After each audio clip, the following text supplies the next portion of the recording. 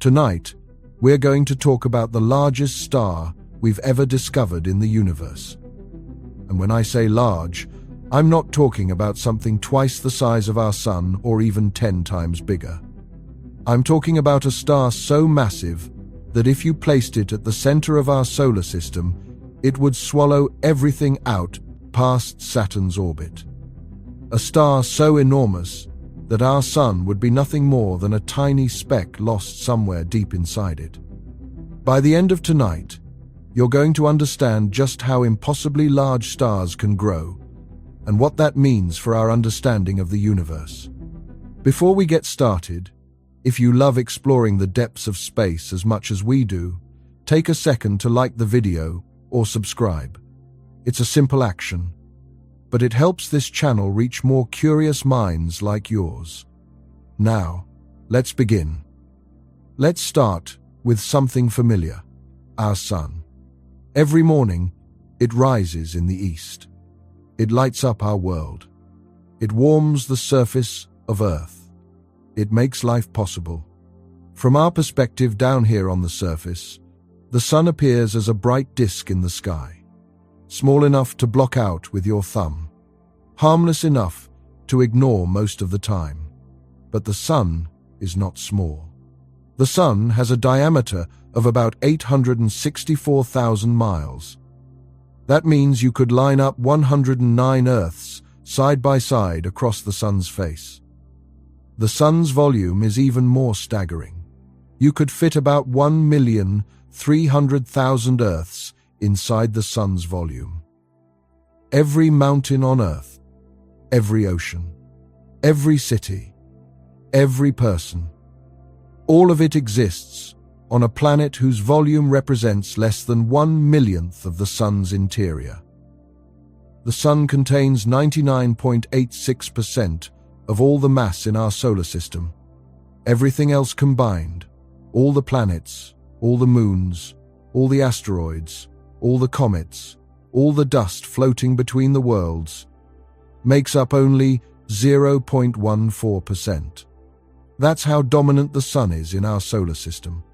And yet, the sun is a medium-sized star.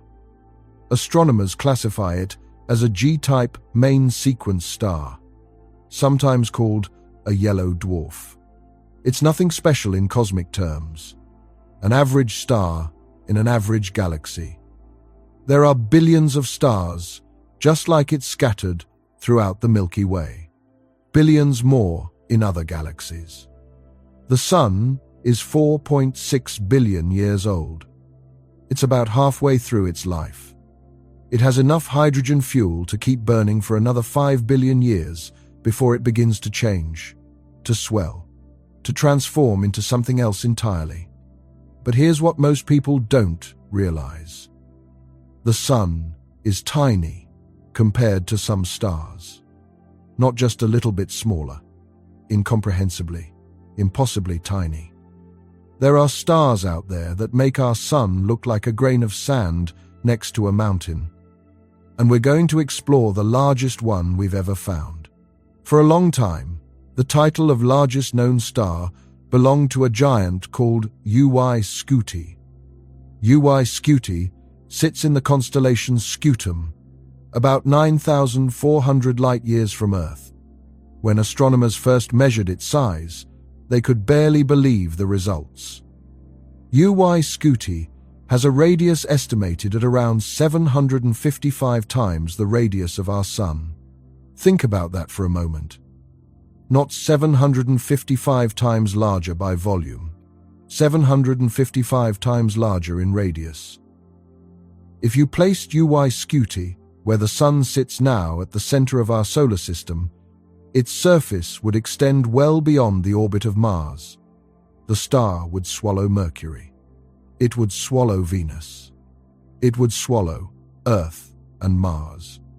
It would reach right up to the inner edge of the asteroid belt, stopping just short of Jupiter, the largest planet in our solar system. And UY Scuti would still keep expanding outward. The volume of UY Scuti is approximately 5 billion times larger than the sun's volume. 5 billion. That's not a number we can really comprehend in any meaningful way. Our brains didn't evolve to process numbers like that. To put it another way, you could fit about 6.5 quadrillion Earths inside UY Scuti. That's 6,500 trillion Earths. Every person who has ever lived, every city ever built, every ocean, every mountain, every ecosystem, all of it exists on one Earth. Now, multiply that by 6,500 trillion. And you're starting to get a sense of how large UY Scuti really is. UY Scuti is what astronomers call a red supergiant. It's a star near the end of its life. It started as a massive star, much larger than the Sun, burning through its hydrogen fuel at an incredible rate. When it ran out of hydrogen in its core, it began fusing helium instead.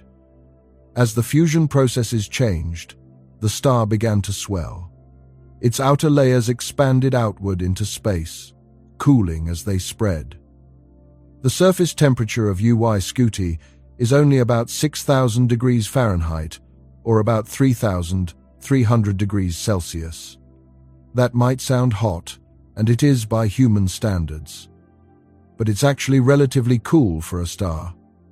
The Sun's surface is about 10,000 degrees Fahrenheit, or about 5,500 degrees Celsius. The cooler temperature gives UY Scuti its red color.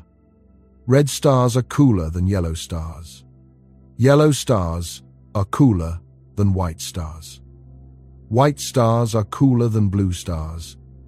But despite being cooler at the surface, UY Scuti is far more luminous than the Sun. It puts out about 340,000 times more light. If UY Scuti were placed at the same distance from Earth as the Sun, we would be instantly vaporized. Not burned, not scorched. Vaporized, turned into plasma by the intense radiation. For years, UY Scuti held the record as the largest known star. Astronomers would find other candidates, other massive red supergiants scattered throughout the galaxy.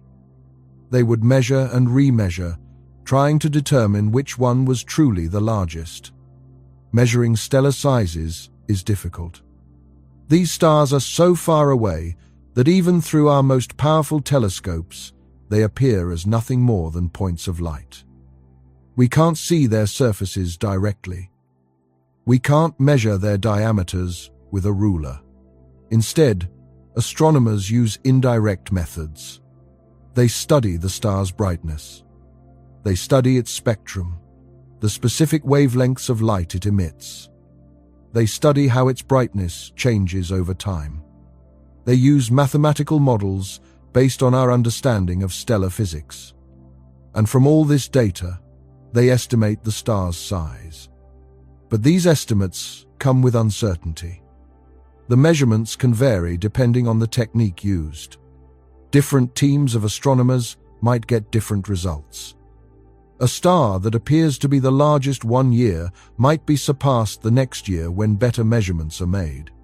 For a while, astronomers thought the largest star might be VY Canis Majoris, another red supergiant. Early estimates suggested it might be even larger than UY Scuti. But when more precise measurements were made, VY Canis Majoris turned out to be smaller than initially thought. Still enormous, still incomprehensibly large, but not quite the champion. But then, astronomers turned their attention to a star cluster called Stephenson 2. And what they found there changed everything. Stephenson 2 is an open cluster of stars located in the constellation Scutum, the same constellation that houses UY Scuti, interestingly enough. Stephenson 2 sits about 19,000 light-years from Earth. That's more than twice as far away as UY Scuti. 19,000 light-years. The light we see from Stephenson 2 today left those stars 19,000 years ago. When that light began its journey toward Earth, Humans were still living in the Stone Age. We were hunter-gatherers. We had no agriculture, no cities, no writing, no metal tools. We were painting on cave walls and making tools from rocks and bones. And the light from Stephenson 2 was already traveling through space toward us. The cluster itself is young, in cosmic terms. The stars in Stephenson 2 are only about 17 to 20 million years old. That might sound ancient, but remember, the Sun is 4.6 billion years old. The stars in Stephenson 2 are infants by comparison, but they're massive infants. Open clusters like Stephenson 2 form when a giant cloud of gas and dust collapses under its own gravity. The cloud fragments into smaller clumps. Each clump continues to collapse, growing denser and hotter until nuclear fusion ignites in its core. A star is born. The most massive clumps become the most massive stars. And Stephenson 2 produced some real monsters. When astronomers surveyed Stephenson 2, they found an unusual concentration of red supergiants. More than 20 of them clustered together in the same region of space. This is rare. Red supergiants are already uncommon. To find so many in one place suggested that this cluster was special. It was a perfect laboratory for studying massive stars and how they evolve. Among these red supergiants, one stood out. A star designated Stephenson 218. When astronomers first measured Stephenson 218, they thought there must be an error. The numbers were too large. They measured again and again, and the results kept coming back the same. Stephenson 218 was enormous. Larger than UY Scuti. Larger than any other star they had ever measured. Stephenson 218 has an estimated radius of about 2,150 times the radius of the Sun. 2,150. Let me put that in perspective. If you place Stephenson 218 at the center of our solar system where the Sun currently sits, its surface would extend beyond the orbit of Saturn. Saturn orbits the Sun at an average distance of about 886 million miles. Stephenson 218's radius is just under 1 billion miles. The star would swallow Mercury, Venus, Earth, and Mars completely. It would consume the asteroid belt. It would engulf Jupiter. It would swallow Saturn, the ringed giant, a planet so distinctive that even small telescopes can see its rings from Earth. All of it would be inside the star, and the surface of Stephenson 218 would still extend about 40 million miles beyond Saturn's orbit. To travel from one side of this star to the other at the speed of light would take about 3 hours. Light, which travels at 186,000 miles per second, which can circle Earth 7.5 times in 1 second, would need 3 hours to cross this star. Think about what that means. The Sun has a diameter of about 864,000 miles. Light crosses the Sun in about 4.6 seconds. Less than 5 seconds to traverse our Sun from edge to edge. But Stephenson 218 would take 3 hours. That's over 2,000 times longer. The volume of Stephenson 218 is almost impossible to express in any meaningful way. If you could hollow out this star and start filling it with suns, you could fit about 10 billion of them inside. 10 billion suns. The Sun, remember, can hold 1,300,000 Earths. So Stephenson 218 could hold roughly 13 quadrillion Earths. That's 13, followed by 15 zeros. The number is too large. It exceeds our ability to visualize. It's not a distance or a quantity we have any frame of reference for. It's just mathematics at this point, abstract symbols representing something our brains cannot truly comprehend. But the math is real. The measurements, as uncertain as they might be, are real.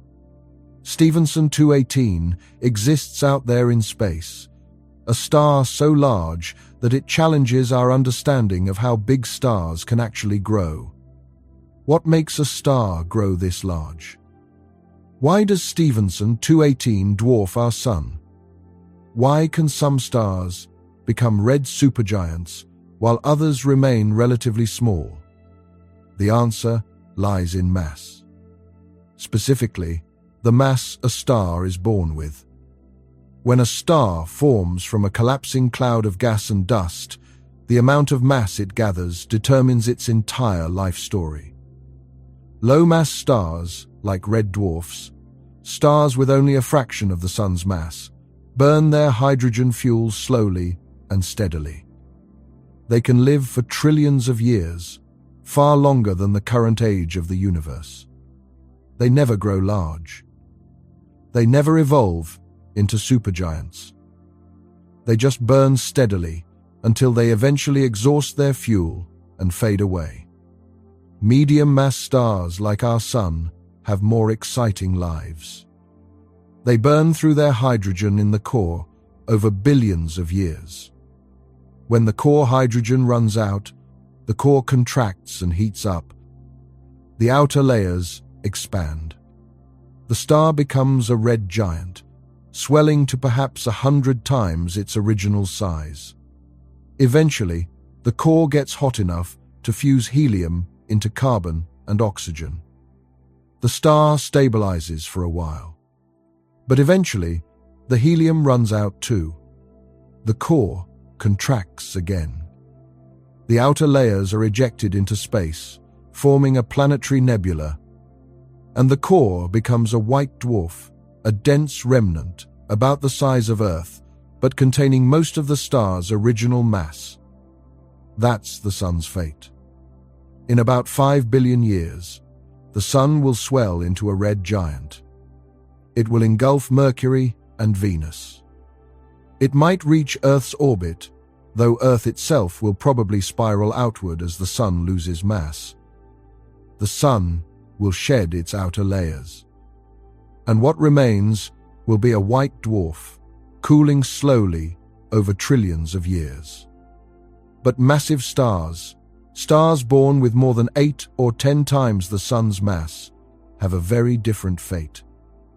They burn through their fuel much, much faster. A star with 10 times the Sun's mass might live only 30 million years. A star with 20 times the Sun's mass might live only 10 million years.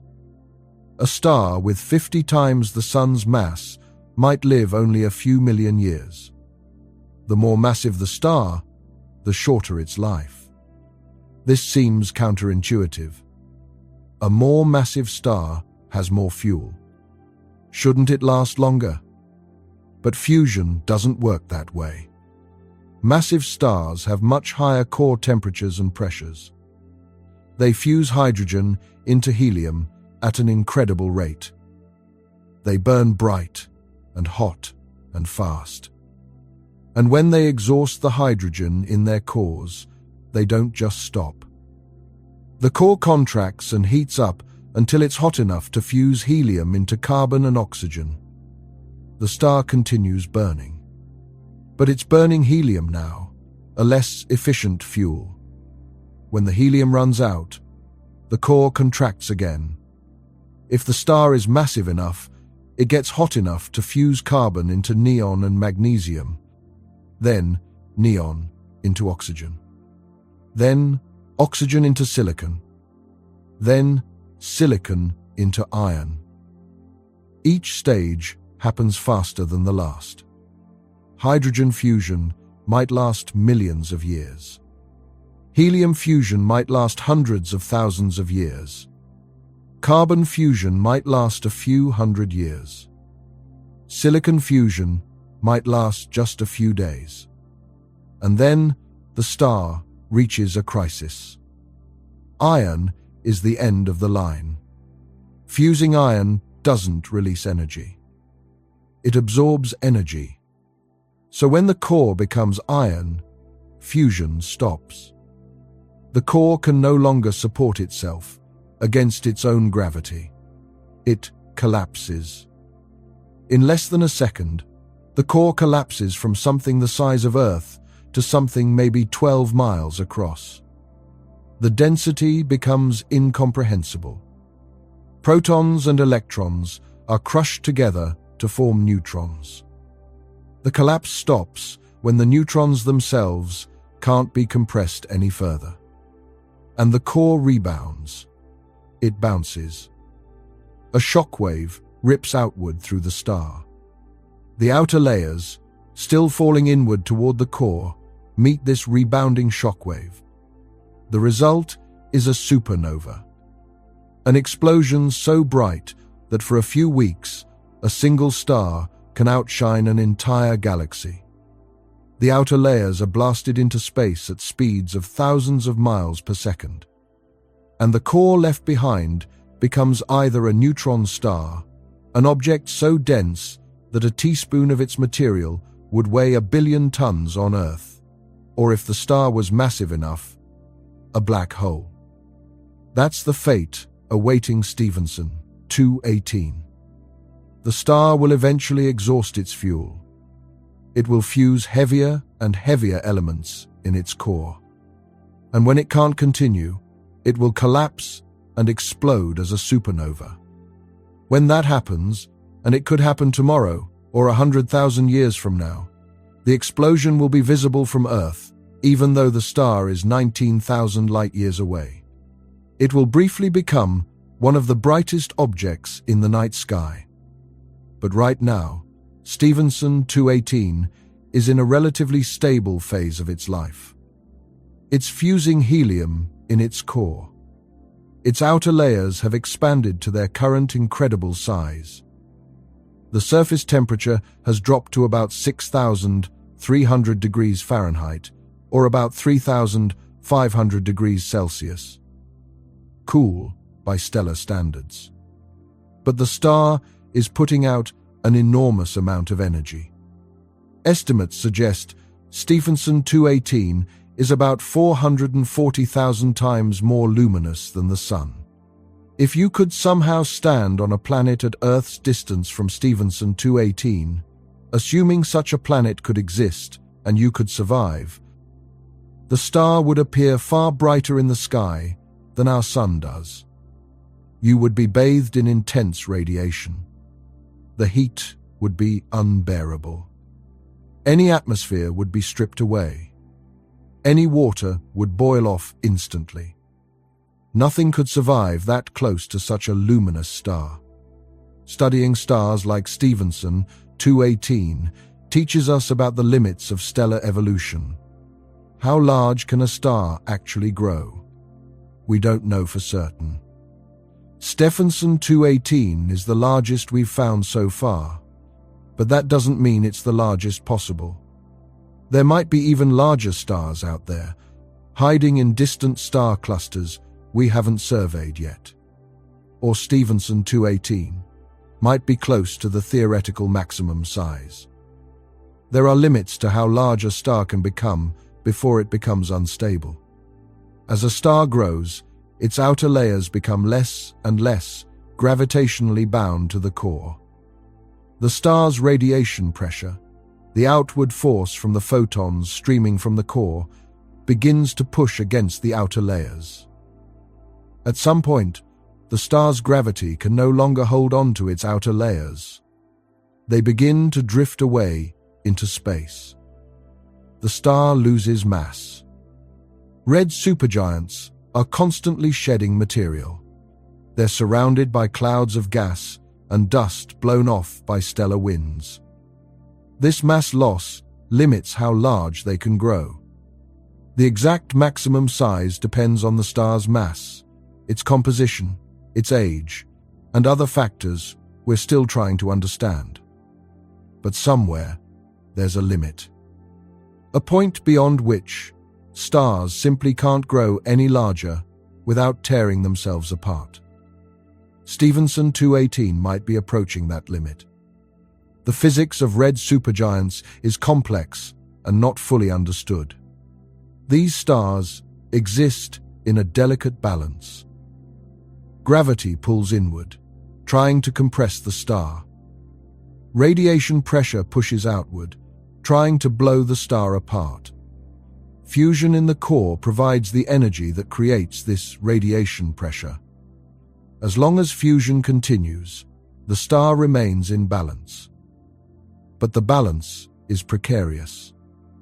Red supergiants are unstable. They pulsate, expanding and contracting over periods of months or years.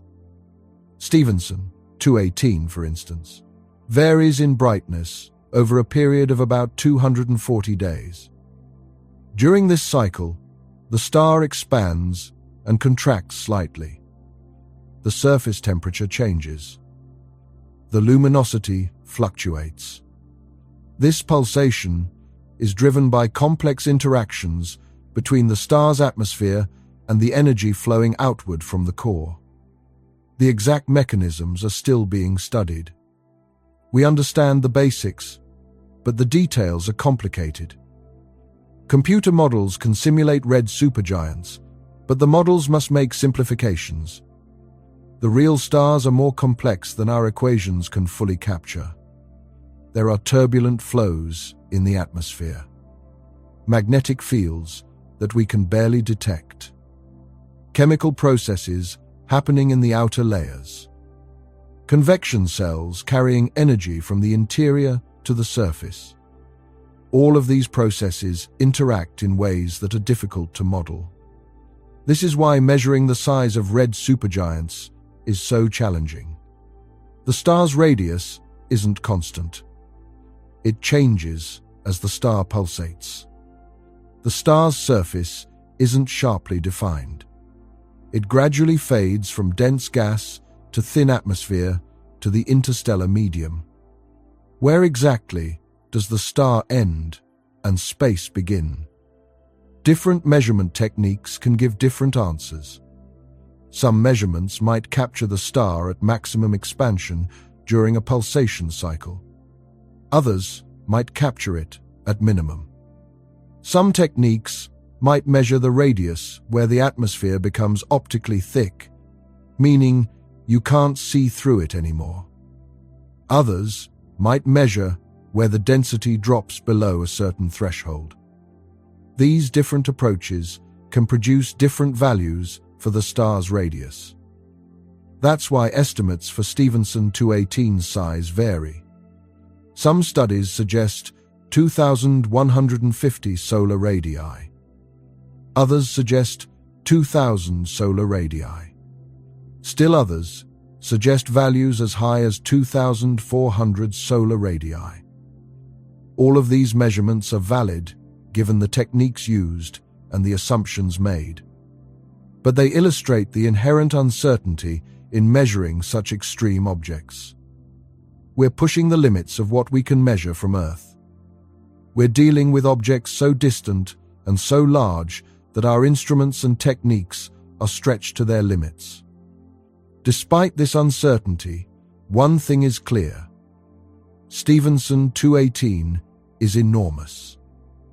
Whether its radius is 2,000 or 2,400 times, the Sun's radius doesn't fundamentally change what it is. It's the largest star we've ever found. A giant ball of gas, barely held together by its own gravity.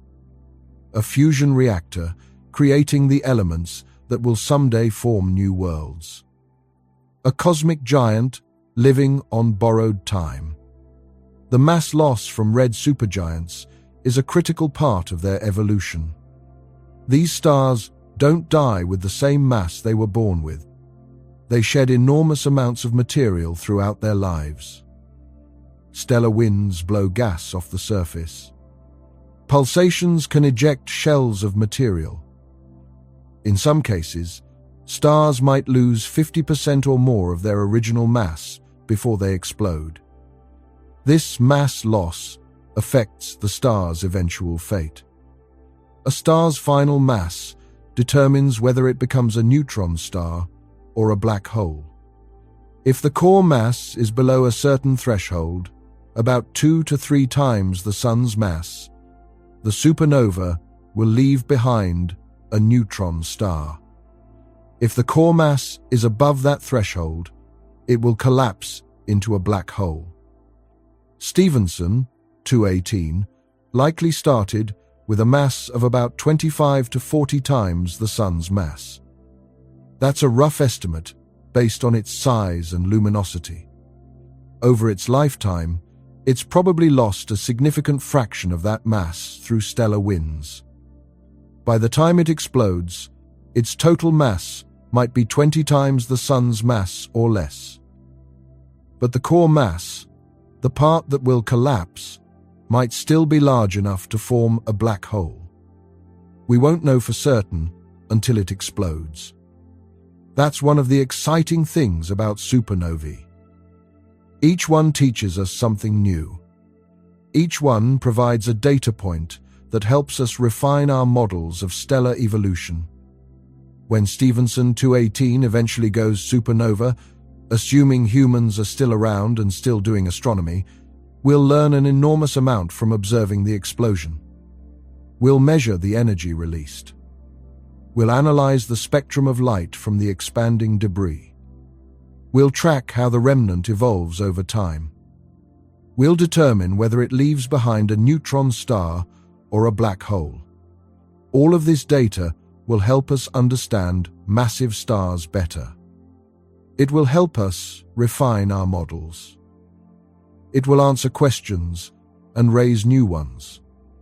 Science advances through observation, and supernovae are some of the most valuable observations we can make. They're rare, they're brief, but they're incredibly informative. In our galaxy, we estimate a supernova occurs every 50 to 100 years on average. But we haven't seen one since 1604. We're overdue. It could be Stephenson, 218. It could be Betelgeuse, the famous red supergiant in the constellation Orion. It could be some other massive star we're not even paying attention to.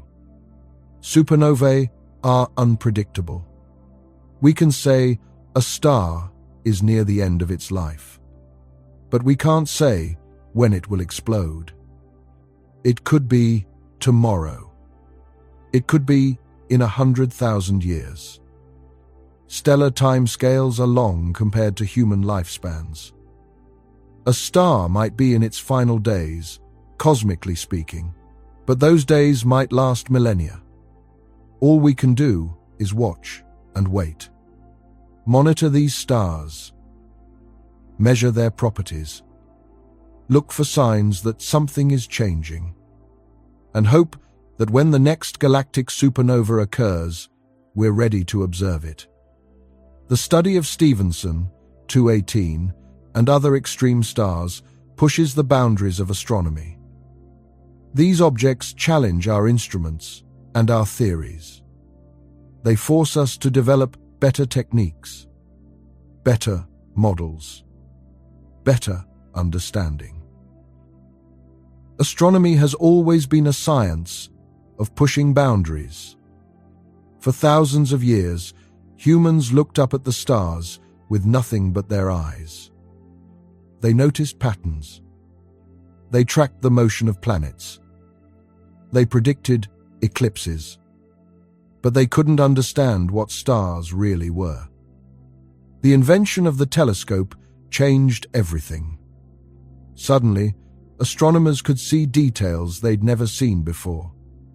They could see mountains on the moon, moons orbiting Jupiter, rings around Saturn, the phases of Venus. Each discovery challenged existing beliefs and expanded human knowledge. Spectroscopy, the study of how light is split into different wavelengths, added another dimension. Astronomers could analyze starlight and determine what stars were made of. They could measure how fast stars were moving. They could estimate their temperatures and sizes. Photography allowed astronomers to capture images and study them in detail. They could compare images taken at different times. They could detect faint objects invisible to the eye. They could measure positions with precision. Each technological advance opened new windows on the universe, and each advance revealed new mysteries. Today, we have telescopes in space, instruments that can observe wavelengths of light that don't penetrate Earth's atmosphere. We have radio telescopes that can detect radio waves from distant objects. We have infrared telescopes that can peer through dust clouds. We have X-ray telescopes that can observe the hottest and most energetic phenomena in the universe. We have gravitational wave detectors that can sense ripples in space-time itself. All of these tools work together to give us a comprehensive view of the universe. And all of them contribute to our understanding of stars, like Stephenson 218. We use optical telescopes to measure the star's brightness and spectrum. We use infrared telescopes to peer through the dust surrounding the star and observe its cooler outer layers. We use computer models to simulate the star's internal structure. We use mathematical theories to understand the physics governing its behavior. It's a collaborative effort. Astronomers around the world contributing data and insights. Physicists developing theories.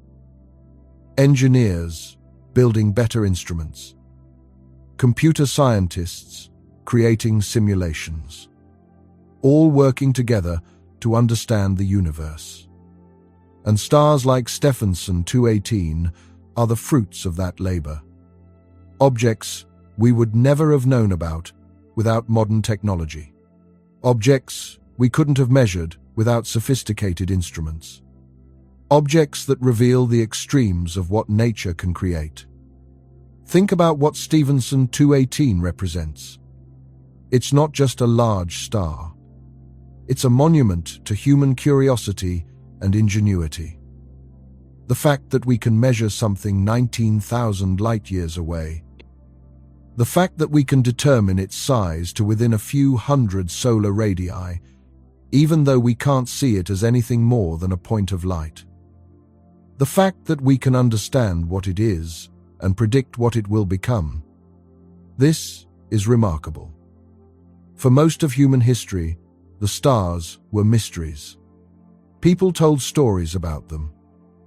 They imagined gods and heroes living in the sky. They saw patterns and created myths. But they didn't understand what stars actually were. They didn't know stars were other suns. They didn't know about nuclear fusion or stellar evolution. They couldn't have imagined objects as large as Stephenson 218. Now we know. We've measured. We've calculated. We've observed and theorized and tested. And we've built up a comprehensive picture of how stars work. We understand their life cycles. We know they form from collapsing clouds of gas. We know they fuse hydrogen into helium. We know they evolve, creating heavier elements. We know they end in supernovae or white dwarfs depending on their mass. We know all of this because generations of scientists have worked to figure it out. Each generation building on the work of the previous one. Each discovery leading to new questions. Each answer revealing new mysteries. This is the nature of science. It's never finished. There's always more to learn. Always deeper questions to ask. Always new frontiers to explore. Stephenson 218 is one of those frontiers. an object at the edge of what's possible, a star that tests the limits of stellar physics, a cosmic giant that challenges our understanding. And there will be others. We'll find larger stars, or we'll determine that Stephenson 218 is truly the largest possible. We'll discover new types of objects we haven't imagined yet. We'll push deeper into space with better telescopes. We'll unravel more mysteries. And each discovery will add to our collective knowledge. Each answer will lead to new questions. Each frontier will reveal another frontier beyond it. This is the joy of science, the endless pursuit of understanding, the never-ending journey into the unknown. And stars like Stephenson 218 are signposts along that journey, reminding us how much we've learned and how much more there is to discover. The uncertainty in its measurements makes it hard to say for sure. Different studies have produced different estimates of its size. Some measurements suggest a radius of 2,150 solar radii. Others suggest it might be slightly smaller, perhaps 2,000 solar radii. Still others suggest it might be even larger, approaching 2,400 solar radii. The star is so far away and so obscured by dust and gas that precise measurements are difficult. We're observing it through the disk of the Milky Way, looking through clouds of interstellar material that absorb and scatter light. We're using indirect methods to estimate its size. We're relying on models of stellar structure that might not perfectly capture the physics of these extreme objects. So, there's uncertainty. But even the lowest estimates place Stephenson 218 well above UY Scuti in size. It is, as far as we know, the largest star we've ever discovered. Imagine you could see Stephenson 218 up close. Not fatally close, of course. But imagine you had a spacecraft that could take you to a safe distance where you could observe the star directly. What would you see? First, you'd be struck by the color. Stephenson 218 is a deep red, not the bright red of a stop sign, more like the dark red of cooling embers. The star's surface is cool enough that much of its light is emitted in the infrared wavelengths our eyes can't see. What we can see would be a dull, ruddy glow. As you got closer, the star would begin to dominate your view. Remember, this star has a radius of just under 1 billion miles. Even from millions of miles away, it would fill a huge portion of the sky. From 10 million miles away, Stephenson 218 would subtend an angle of over 60 degrees across the sky. You wouldn't be able to see the entire star at once. It would be too large. You'd see a vast, curved surface stretching from horizon to horizon, and the surface itself would be turbulent. Red supergiants like Stephenson 218 have dynamic atmospheres. Convection cells, like enormous versions of the bubbles of boiling water on a stove, rise and fall across the surface. Hot gas from deeper in the star rises to the surface, cools, and sinks back down. Each convection cell might be larger than our entire sun. You'd see bright spots and dark spots, regions where hot gas is rising and cooler gas is falling. You'd see stellar storms, winds flowing across the surface at hundreds of miles per hour. You'd see material being ejected from the star, gas and dust streaming away into space, blown outward by the star's radiation and stellar winds. The star would be surrounded by a vast, tenuous envelope of material it has shed over thousands or millions of years. This envelope might extend for billions of miles beyond the star's visible surface. Some of this material might eventually condense into dust grains, tiny particles that will drift through space and perhaps someday become part of new stars and planets. In fact, every atom in your body, except hydrogen, was created inside a star. Carbon, nitrogen, oxygen, calcium, iron. All the elements that make up you and everything around you were forged in the cores of stars. When those stars ended, they returned those elements to space. Those elements mixed with hydrogen and helium from the Big Bang. New stars and planets formed from the mixture. Our Sun, our Earth, and you are made from the remnants of dead stars. Stars like Stephenson 218 are creating heavy elements right now. When Stephenson 218 eventually goes supernova, it will scatter those elements across light years of space. They'll enrich the interstellar medium, the gas and dust between the stars. Someday, billions of years from now, some of those atoms might become part of a new planet. Maybe even a planet that harbors life. So, in a sense, we're connected to these giant stars. We're made from the same processes. We're part of the same cosmic cycle of birth and death and rebirth. Stars are born, live their lives, create heavy elements, and return those elements to space when they perish. New stars form from the enriched material. The cycle continues. And we exist because this cycle has been repeating for billions of years. Finding stars like Stephenson 218 is challenging. Space is vast. Stars are separated by enormous distances. Even in a cluster like Stephenson 2, which contains hundreds of stars, those stars are spread across many light years of space.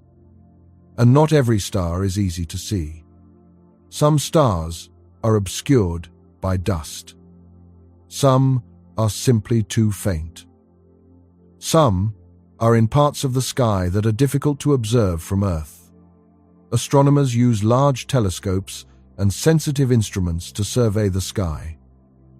They take spectra of stars, splitting their light into component wavelengths. From the spectrum, they can determine the star's temperature, composition, and motion. They measure the star's brightness. They note how the brightness changes over time. Many red supergiants are variable stars, meaning their brightness fluctuates. Stephenson 218, for instance, varies in brightness over a period of about 240 days. This variability is caused by pulsations. The star expands and contracts slightly, and as it does, its brightness changes.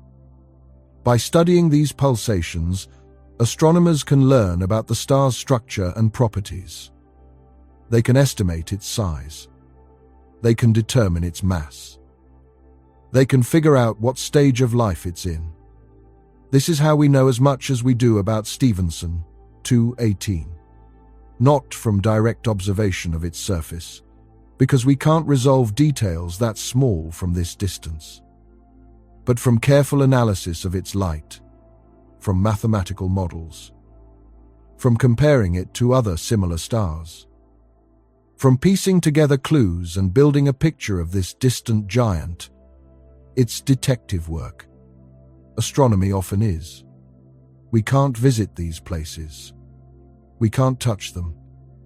We can only observe from afar and use our understanding of physics to interpret what we see. And what we've learned is that the universe is capable of creating stars far larger than we ever imagined. Stars that push the boundaries of what's physically possible. Stars that challenge our models and our assumptions. UY Scuti held the record for years. Astronomers became comfortable thinking of it as the largest star. It appeared in documentaries, in articles, in books. It became famous as the champion. But science is not static. We keep observing. We keep measuring. We refine our techniques. We build better instruments. And sometimes we discover that what we thought we knew was incomplete. Stephenson 218 overtook UY Scuti, not because UY Scuti shrank, but because our measurements improved. We found a star we hadn't fully appreciated before. We measured it more carefully, and we realized it was larger. This is how science progresses. Not through sudden revolutions usually, but through incremental improvements. Better data, better models, better understanding. And it raises the question, will we find an even larger star someday? It's possible. There are billions of stars in the Milky Way. We've surveyed only a fraction of them. Most stars are too distant or too faint for detailed study. We've focused on the brightest, the closest, the most interesting. But there could be monsters lurking in unexplored regions of the galaxy. Stars in distant clusters we haven't surveyed yet. Stars obscured by thick clouds of dust. Stars in parts of the sky we haven't examined closely. We might find a star even larger than Stephenson 218. Or we might not. Stephenson 218 might truly be close to the maximum possible size. Time will tell. As our telescopes improve, as our surveys become more comprehensive, we'll continue to learn. We'll continue to measure. We'll continue to be surprised by what the universe has created. Let's return to our solar system for a moment. Imagine Stephenson 218 in place of the Sun. Earth would be gone. Of course. We'd be deep inside the star's volume. But let's imagine we could somehow survive.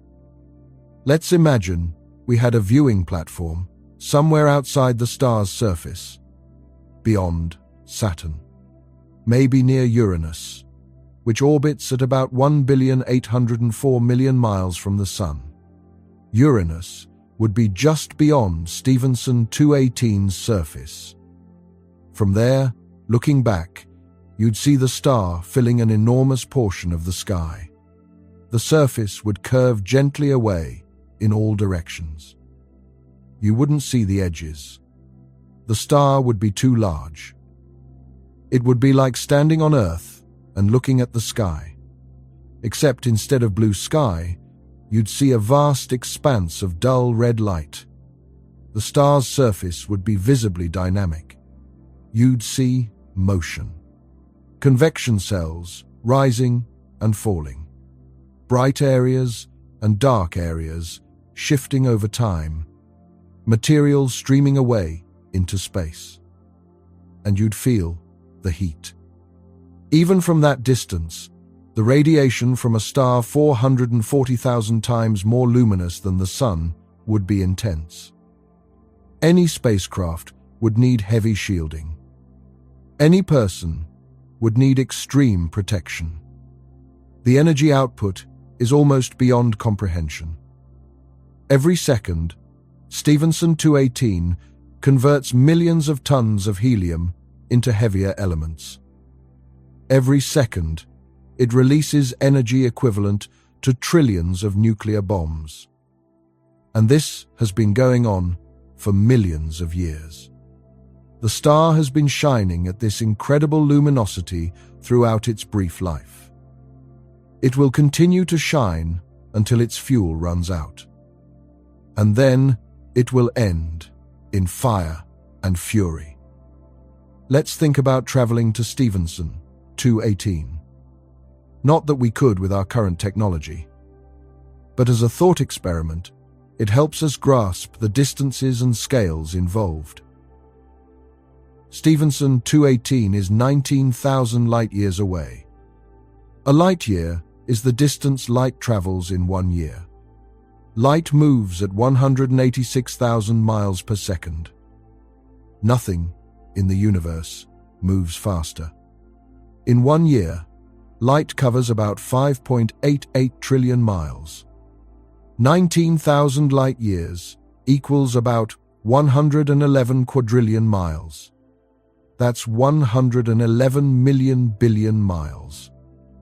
The fastest spacecraft humans have ever built is the Parker Solar Probe. At its maximum speed, it reaches about 430,000 miles per hour. That's incredibly fast by human standards. But at that speed, it would take about 29 million years to reach Stephenson 218. 29 million years. Modern humans, Homo sapiens, have only existed for about 300,000 years. All of recorded history spans maybe 5,000 years. A journey to Stephenson 218 would take nearly 6,000 times longer than all of recorded human history. The Voyager, one spacecraft launched in 1977, is currently the most distant human-made object. It's been traveling for nearly 50 years. It's now about 14.5 billion miles from Earth. That sounds like a lot, and it is. But it's only about 0.2% of 1 light year. Voyager has traveled for nearly half a century and hasn't even covered 1/4% of a single light year. To reach Stephenson 218, Voyager would need to travel for about 350 million years. These numbers are absurd. They're so large, they lose meaning. But they illustrate something important. Space is incomprehensibly vast. Even our own galaxy, the Milky Way, is so large that we could never hope to explore more than a tiny fraction of it with our current technology. The Milky Way is about 100,000 light-years across. Stephenson 218 sits roughly 19,000 light-years away, well within our galaxy. It's not even on the far side. It's relatively nearby in galactic terms, and yet it's completely unreachable. We can observe it. We can study its light. We can measure its properties, but we can never visit. We can never see it up close. We can never send a probe to study it directly. The distances are simply too vast. This is true for nearly everything in the universe. We're confined to our tiny corner of space. Earth and its immediate surroundings are all we can physically reach.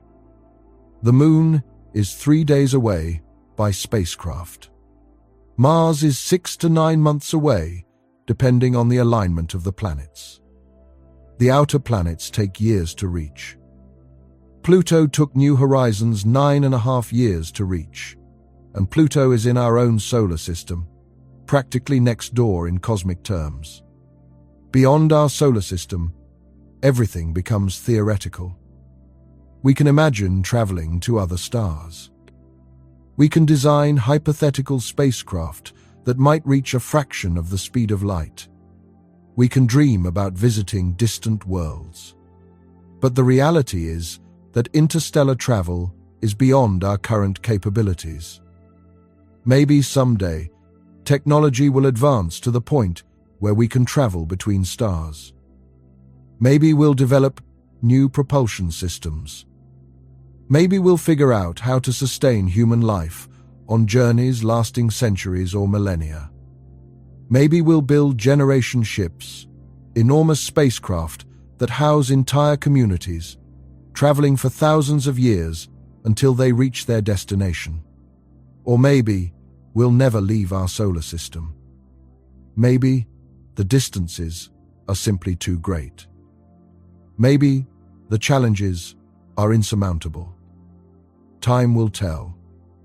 But for now, stars like Stephenson 218 remain distant lights in the sky.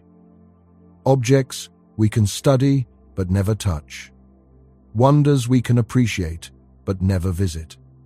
The discovery of Stephenson 218 and other massive stars has implications beyond just satisfying our curiosity. These stars help us understand the life cycle of matter in the universe. When Stephenson 218 eventually explodes, it won't just disappear. The explosion will scatter elements across space. Carbon, oxygen, nitrogen, silicon, iron, and dozens of other elements created in the star's core will be blasted outward. They'll mix with the interstellar medium, the thin gas and dust that fills the space between stars. Over millions of years, this enriched material will gather into new clouds. Those clouds will collapse under their own gravity. New stars will form. Planets will form around those stars. And those planets will be made from the material that came from stars like Stephenson 218.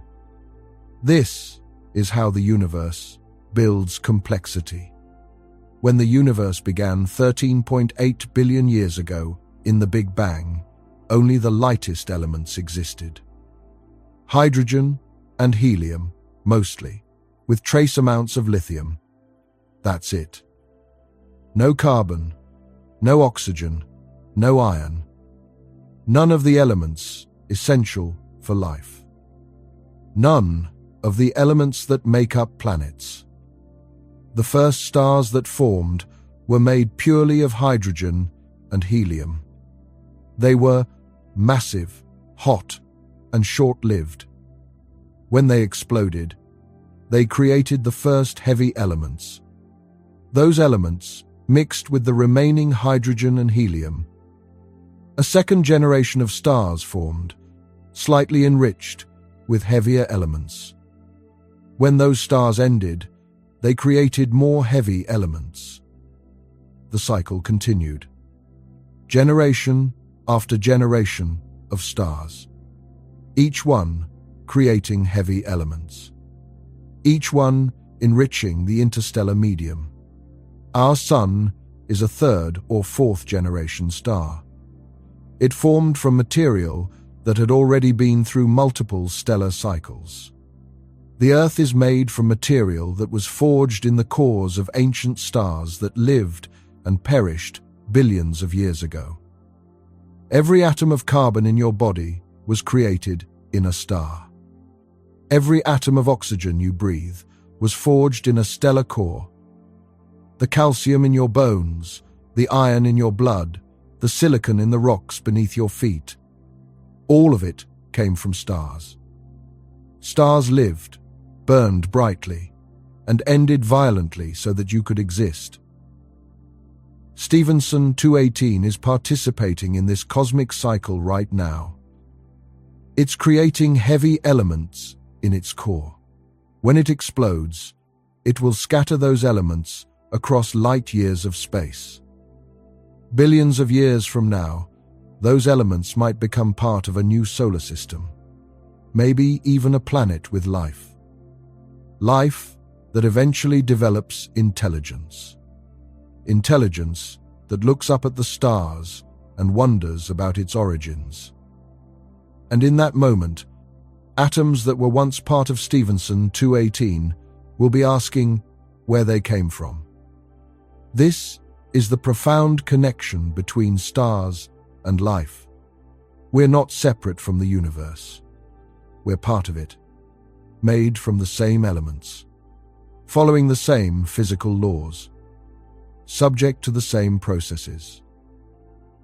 Stars die so that planets can form. Planets provide environments where chemistry can become complex. Complex chemistry can lead to life. Life can evolve into conscious beings. Conscious beings can study the universe and understand their place in it. The universe is a cycle. Birth, death, and rebirth. Matter transforming from one form to another. Energy flowing from stars to space to new stars. and we're part of that cycle. We're temporary arrangements of atoms. Atoms that came from stars. Atoms that will someday return to space when the Earth is eventually destroyed billions of years from now. Those atoms will drift through space. Maybe they'll become part of another star, maybe another planet, maybe even another form of life. Nothing is truly created or destroyed. It's all just transformation. Stars like Stephenson 218 are the engines of this transformation. They're the factories where heavy elements are made. Without them, the universe would be a very different place, a simpler place, a place without planets, without chemistry, without life. The existence of massive stars is what makes our existence possible. Let's think about the other stars in the Stephenson 2 cluster. Stephenson 218 isn't alone out there. It's part of a young, massive cluster containing hundreds of stars. Among those stars are at least 20 other red supergiants. Each one is massive. Each one is near the end of its life. Each one will eventually explode. This concentration of red supergiants is unusual. In most regions of the galaxy, red supergiants are rare. You might find one or two within a few thousand light years. But in Stephenson 2, there are more than 20 clustered in a relatively small region of space. This tells us something about how the cluster formed. About 17 to 20 million years ago, a giant molecular cloud in this region of the galaxy began to collapse. The cloud was massive, containing enough material to form hundreds of stars. As it collapsed, it fragmented. Different regions collapsed at different rates. Dense clumps formed, each one becoming the seed of a new star. The most massive clumps, the ones that gathered the most material, became massive stars. Stars with 10, 20, 50 times the mass of the Sun. These stars formed roughly at the same time, all within a few million years of each other. They've been evolving together ever since. The most massive stars evolved fastest. They burned through their hydrogen fuel in just a few million years. They swelled into red supergiants. Now they're fusing helium, creating carbon and oxygen in their cores. Soon, cosmically speaking, they'll explode. One by one, the red supergiants in Stephenson 2 will go supernova. The first might explode tomorrow. The last might survive for another million years. When they explode, each supernova will briefly outshine the entire cluster. The explosions will send shockwaves rippling through the interstellar medium. These shockwaves might compress nearby gas clouds, potentially triggering new rounds of star formation. The cluster will gradually disperse. Supernova explosions will push the remaining stars apart. Gravitational interactions will scatter them. Over hundreds of millions of years, the cluster will dissolve. The stars will drift apart, spreading throughout the galaxy. Eventually, there will be no trace that they were once grouped together, but for now, they remain clustered. A family of massive stars. Siblings born from the same cloud, sharing the same space, heading toward the same fate. Among them, Stephenson 218 stands out, the largest, the most luminous, a giant among giants. But it's not alone in its extremeness. Stephenson 2-3, another member of the cluster, is also a red supergiant. Estimates suggest it might be nearly as large as Stephenson 218. Some measurements suggest a radius of around 1,500 solar radii. Still enormous, still larger than UY Scuti, but not quite as large as Stephenson 218. Stephenson 29 is another massive red supergiant in the cluster. So is Stephenson 215 and Stephenson 217. Each one is a monster. Each one is creating heavy elements. Each one is racing toward a supernova. Stephenson 2 is a stellar nursery that produced some of the most massive stars in the galaxy. And now it's becoming a stellar graveyard where those stars will end. In a few million years, the cluster will have experienced dozens of supernovae. The region will be filled with expanding supernova remnants. Neutron stars and black holes will be scattered throughout the area. Clouds of heavy element-enriched gas will drift through space, and new stars will begin to form from that enriched material. The cycle will continue. This is how galaxies evolve. Clouds collapse, stars form, massive stars explode, material is recycled, new stars form from the enriched material, each generation slightly more enriched than the last.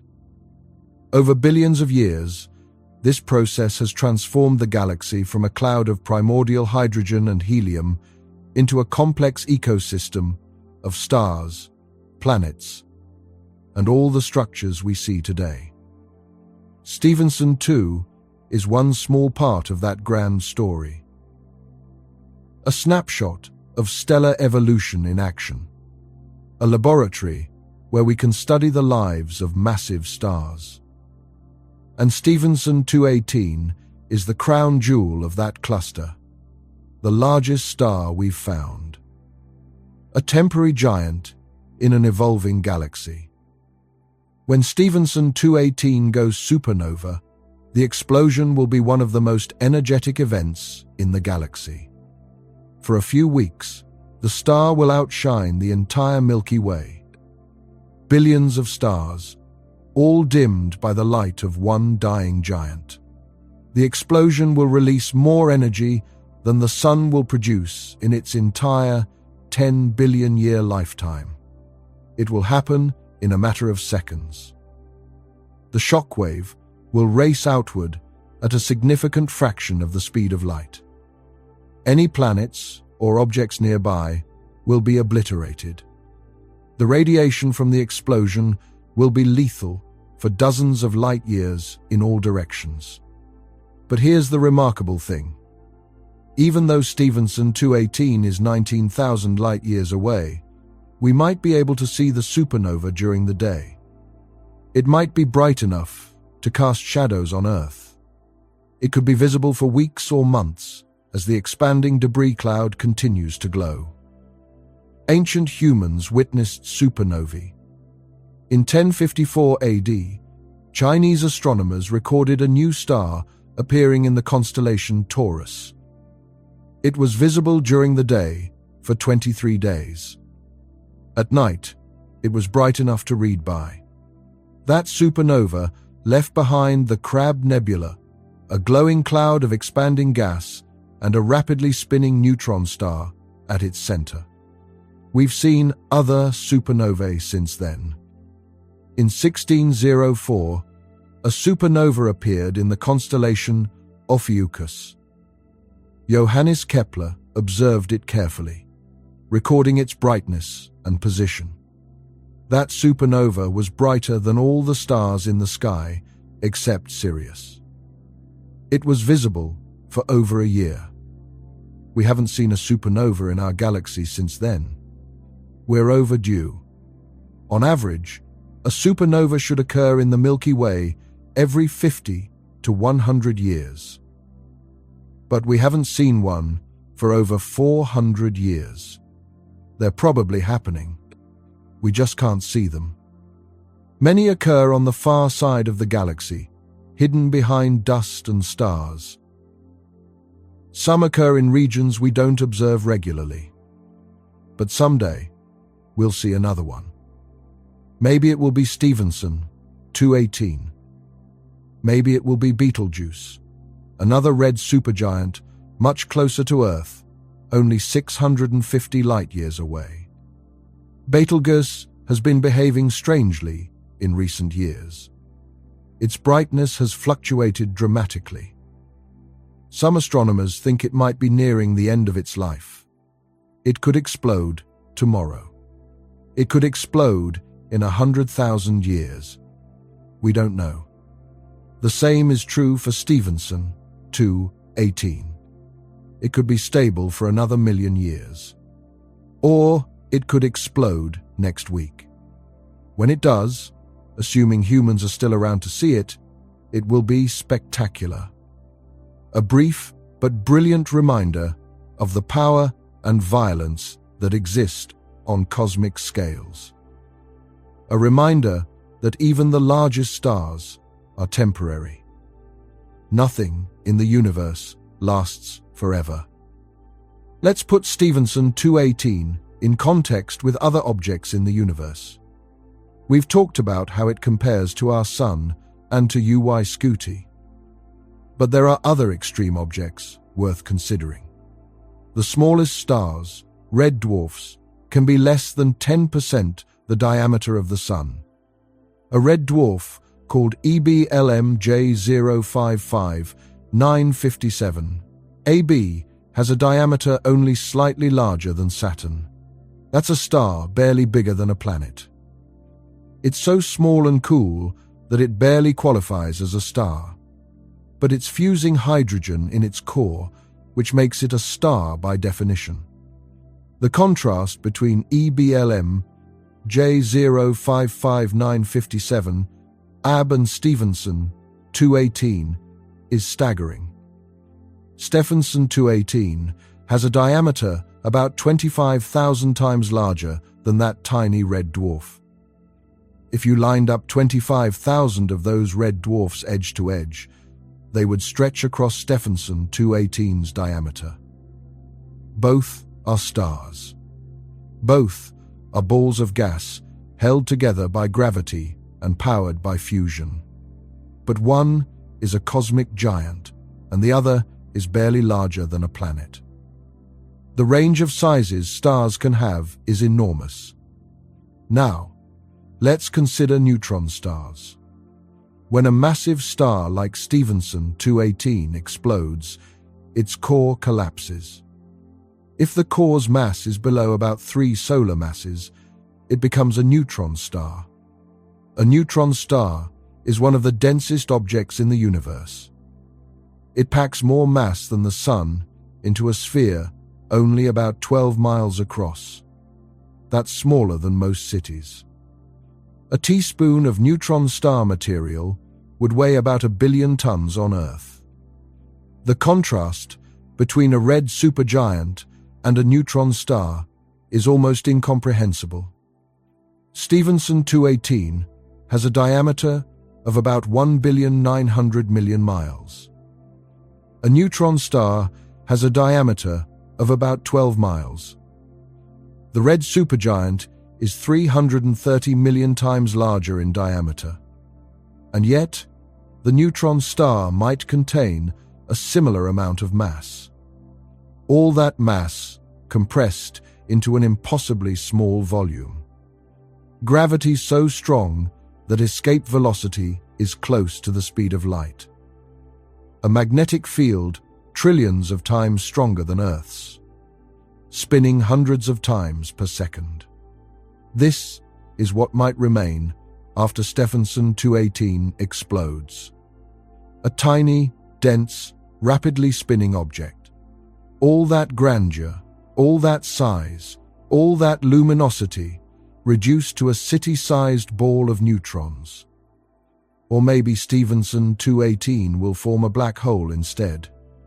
If the core mass is above about 3 solar masses, the collapse doesn't stop at a neutron star. It continues. the neutrons themselves are crushed. Matter collapses to infinite density at a point called a singularity. A black hole forms. Black holes are even stranger than neutron stars. They're not objects in the traditional sense.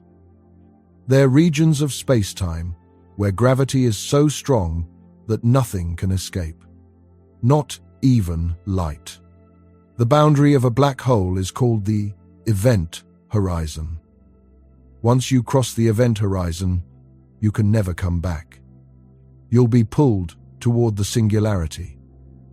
And nobody knows what happens there because our physics breaks down at infinite density. A stellar mass black hole, the kind that forms from a supernova, typically has an event horizon radius of a few miles. Again, tiny compared to Stephenson 218. The star is about 1,900,000,000 miles across. The black hole it might leave behind could be just a few miles across. All that matter, all that energy, all that complexity reduced to a point of infinite density surrounded by an event horizon. This is the fate awaiting Stephenson 218. Transform from a giant red star into something incomprehensibly small and dense. A cosmic giant becoming a cosmic enigma. But let's think bigger. Stephenson 218 is the largest star we've found. But it's not the largest object in the universe by any means. Galaxies are far larger.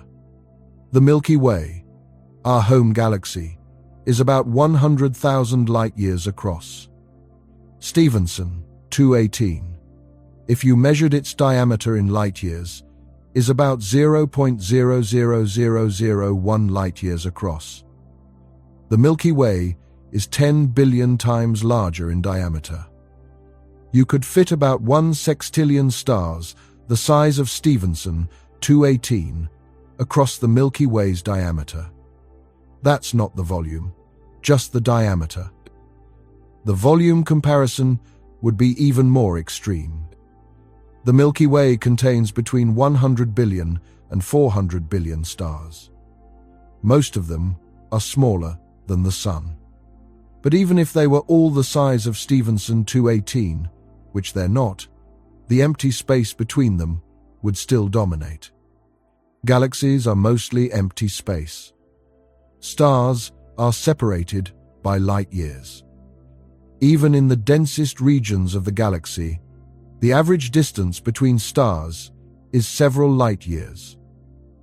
Stephenson 218 is a giant star, but it occupies an infinitesimally small fraction of the galaxy's volume. And the Milky Way itself is just one galaxy among trillions. The Andromeda Galaxy, our nearest large galactic neighbor, is about 220,000 light-years across, more than twice the diameter of the Milky Way. The largest galaxy we've discovered is IC 10101. It's about 6 million light-years across, 60 times larger than the Milky Way, containing an estimated 100 trillion stars. Against something like IC 10101, Stephenson 218 is less than insignificant. It's invisible. A single star in a galaxy that might contain 100 trillion stars.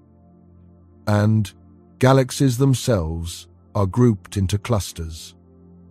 The Milky Way is part of the local group, a collection of about 80 galaxies spread across about 10 million light-years.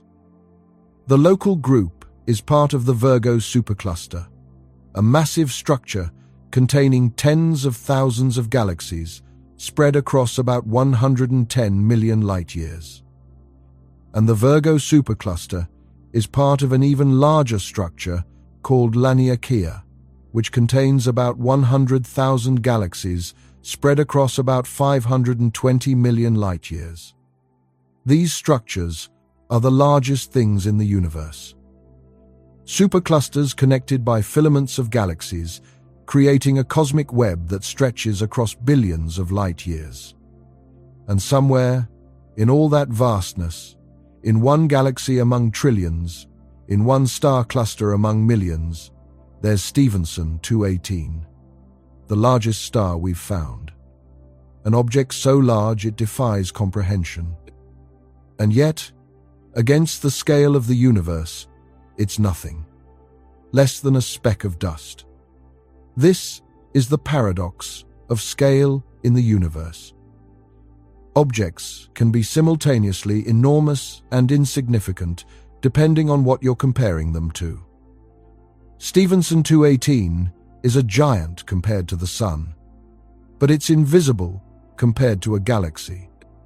Earth is large compared to a human, but it's tiny compared to the Sun. The Sun is massive compared to Earth, but it's insignificant compared to the Milky Way. The Milky Way is vast compared to anything we can experience, but it's just one galaxy among trillions. Everything is relative. Size only has meaning in context. And in the context of the universe as a whole, everything is small. Even the largest supercluster is tiny compared to the observable universe. The observable universe, the portion of the universe we can see, is about 93 billion light-years across. It contains an estimated 2 trillion galaxies. Each galaxy contains billions or trillions of stars. The total number of stars in the observable universe might be around 1 septillion. That's 1, followed by 24 zeros. Among all those stars, we've found one that's the largest, Stephenson 218. But there could be larger ones we haven't found yet. There could be stars in distant galaxies that dwarf Stephenson 218. We'll probably never know. The universe is too vast to survey completely. We can only observe a tiny fraction of what exists. But within the fraction we can observe, Stephenson 218 stands out. A cosmic giant, a stellar colossus, the largest star we've ever measured. Let's think about what it would mean to actually be near Stephenson 218. Not just observing it from Earth through telescopes, but actually traveling there and seeing it up close. Imagine you're on a spacecraft approaching the Stephenson 2 cluster. From light years away, you wouldn't see much. The cluster would appear as a faint patch of light among millions of other stars. As you got closer, individual stars would begin to resolve. You'd start to see the red supergiants scattered throughout the cluster. Bright red points of light standing out against the background. As you entered the cluster, you'd be surrounded by stars, not densely packed like you might imagine. Stars in a cluster are still separated by light years, but there would be more bright stars visible than you'd see from Earth. Dozens of brilliant suns scattered across the sky, and among them, Stephenson 218 would begin to stand out. At first, it would just be brighter than the others. A brilliant red star, noticeably larger in the sky than its neighbors. As you approached, it would grow, and keep growing. From a light year away, Stephenson 218 would be an obvious disk in the sky. Not a point of light like stars appear from Earth. A visible disk, small, but definitely disc-shaped. You'd be able to see it's not a point source. From half a light year away, the star would dominate the sky. A huge red circle, glowing dully. Still far away, but enormous. Taking up a significant portion of your view. As you continued to approach, the star would fill more and more of the sky. From a few billion miles away, about the distance of Uranus from the Sun, the star would fill your entire field of view. You wouldn't be able to see all of it at once. It would be too large. You'd see a vast, curved surface stretching from horizon to horizon, like being very close to a planet, except the planet is made of glowing gas, and it's radiating enough energy to vaporize anything that gets too close. You'd need to maintain a safe distance. How far would be safe? That's hard to say precisely. Stephenson, 218, puts out 440,000 times more energy than the Sun. At Earth's distance from the Sun, that radiation would be lethal. You'd need to be much farther away. Maybe 10 times farther. Maybe 100 times farther. Somewhere between 1 billion and 10 billion miles, you might find a zone where the radiation is intense but manageable, with adequate shielding. From that distance, the star would still fill a huge portion of the sky. A massive, red disk. You'd see its surface features. Convection cells rising and falling. Bright spots and dark spots. Material streaming away from the surface. Stellar winds blowing gas into space. The star would be visibly active. Not static, like stars appear from Earth. Dynamic. Changing. Alive, in a sense. You'd be witnessing stellar evolution in real time. Processes that take thousands or millions of years, visible as motion on the surface.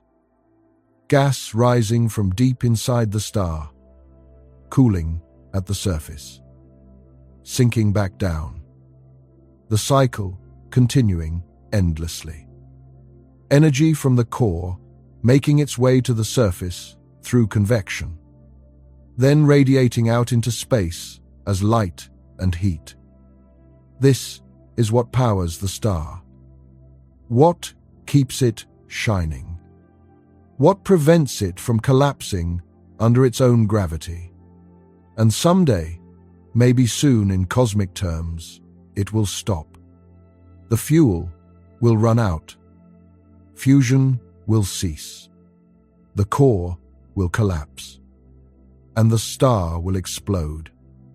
Anyone witnessing Stephenson, 218, from a safe distance would know they're looking at a star living on borrowed time. A cosmic giant in its final chapter. Beautiful. Terrible. Temporary. There's something profound about contemplating objects like Stephenson 218. They remind us of our place in the universe.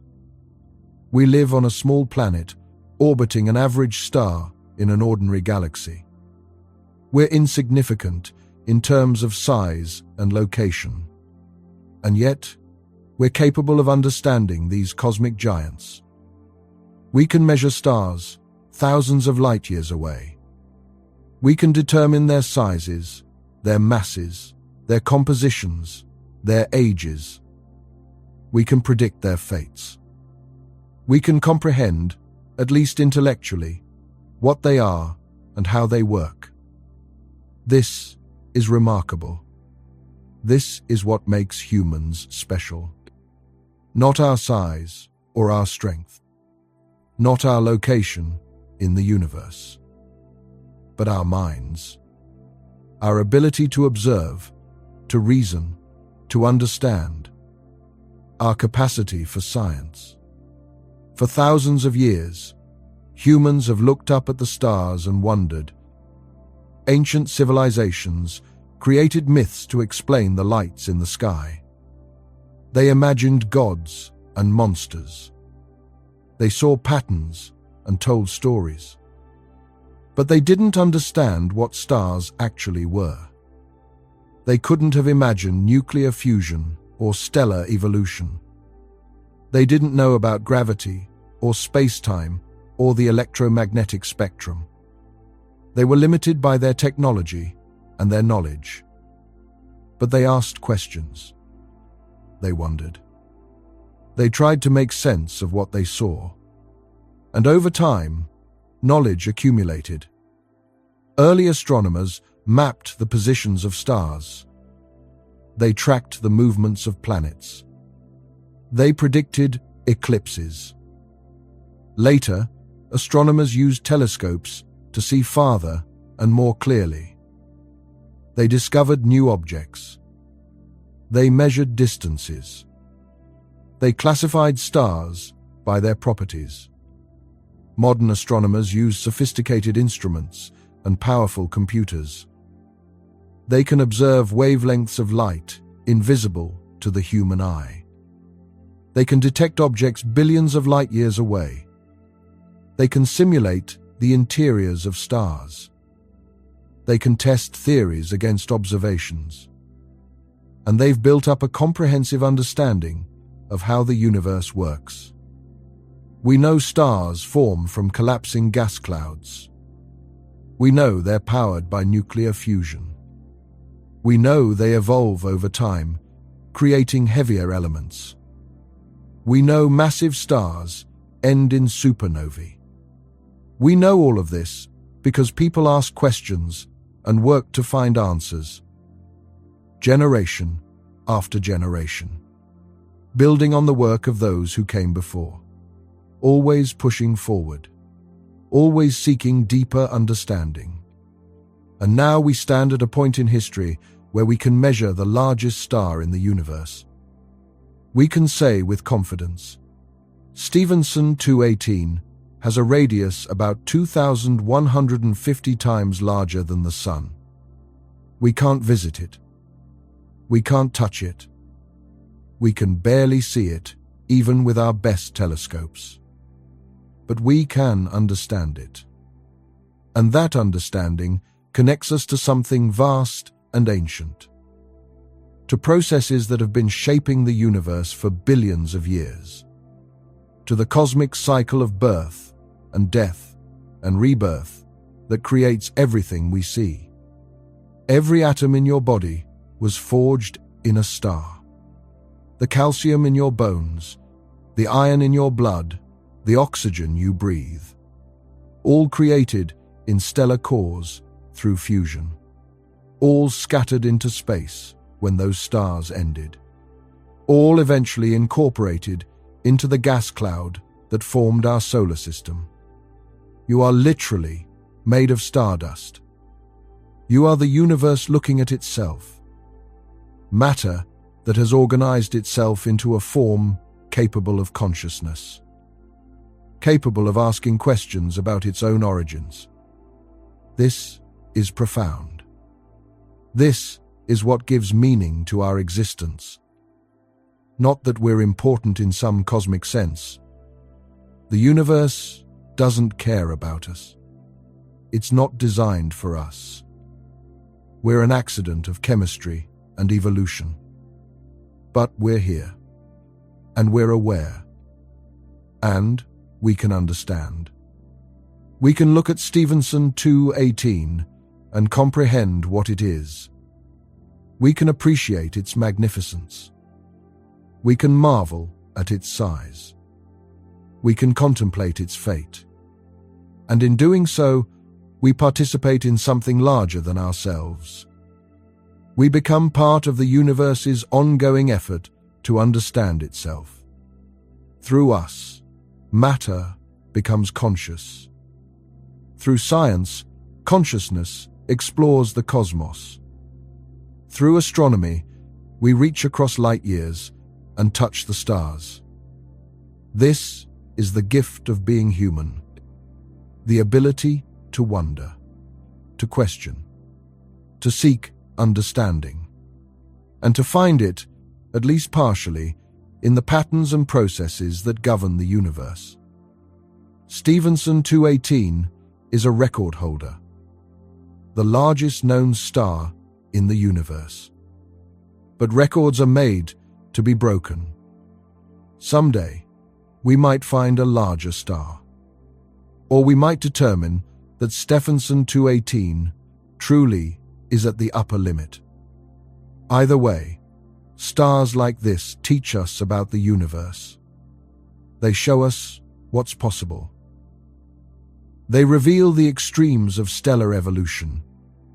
They help us understand how matter behaves under conditions we could never recreate on Earth. They remind us that the universe is vast and full of wonders. Objects so large, they dwarf our comprehension. Events so energetic, they release more power than entire galaxies. Processes so violent, they forge the elements that make up planets and life. And here's something worth considering. Stephenson 2.18 exists right now. Right this moment, 19,000 light-years away, that giant star is shining. Photons are streaming from its surface, racing out into space in all directions. Some of those photons are heading toward Earth. They've been traveling for 19,000 years. They left the star when humans on Earth were still in the Stone Age. We had no agriculture, no cities, no writing, no understanding of the stars beyond what our eyes could see. And those photons have been traveling ever since, crossing the vast emptiness between Stephenson 2.18 and Earth, moving at the speed of light, never slowing, never stopping, just traveling through the darkness. And they're going to arrive at Earth someday in the future. Maybe they'll hit a telescope. Maybe they'll be collected and analyzed by astronomers trying to understand the star better. Maybe they'll contribute to a spectrum that helps us measure the star's properties. Or maybe they'll just wash over Earth unnoticed, one more bit of starlight in an ocean of starlight. But either way, they connect us. We're connected to Stephenson 2.18 by those photons, by the light that crosses the immense distance between us. Light that carries information about the star, its temperature, its composition, its motion. Light that allows us to study something we could never visit. Light that bridges the gap between our small world and that distant giant. And we're also connected by time. The light we see from Stephenson 2.18 today left the star 19,000 years ago.